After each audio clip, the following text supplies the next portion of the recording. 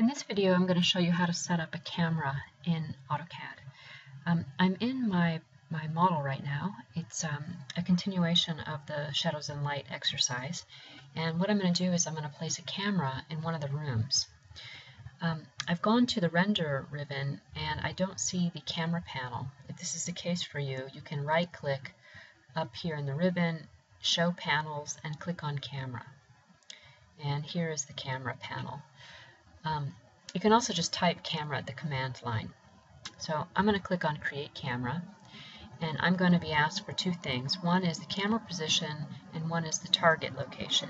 So I'm going to click a point right here. This is where my camera will be positioned, and I'm going to set the target off in the distance and press Enter to exit out of the camera tool. Now what I'm going to do is click on the camera, and a preview should emerge. Now, one thing that you might want to do while you're making adjustments to this is make sure you have the Properties window open and the preview. And what you can do is left click and hold down the left mouse button and drag your preview so that you can see the camera in the plan, the preview, and the Properties window.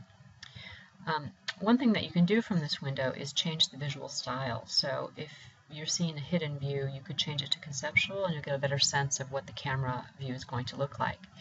And what this is showing me is that my camera is right at the ground level. That's why this is all dark below. So probably what you'd want to do is shift the camera so that you're looking at the view from a slightly higher elevation. For example, you can see here camera Z. This is the location in height vertically, and this is the target. If I was to say move this to 5 feet, for example, now I'm in a more reasonable position as if I were standing. And you could change the target to, they don't have to be the same, but just as some place to get started from. So what I have here is a little bit of my roof plane showing, and you'll find that the more interesting views are when you're in one space looking through an opening into another or even into a third beyond that.